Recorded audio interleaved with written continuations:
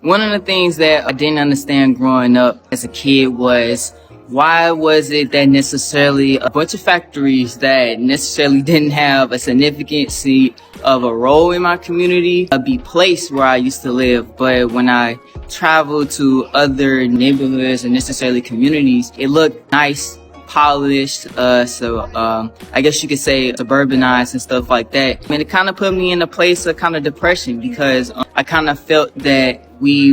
I felt that my community was a place of waste and not a place that should be held where kids my age, myself and my parents could have parks, could have necessarily nice things, nice centers and communities, because these factories kind of polluted the air that we breathe in. I remember growing up, I had peers, I would say 2/3 out of a classroom had necessarily something that was a respiratory disease or some type of asthma. I myself was kind of one of those kids that experienced kind of these things,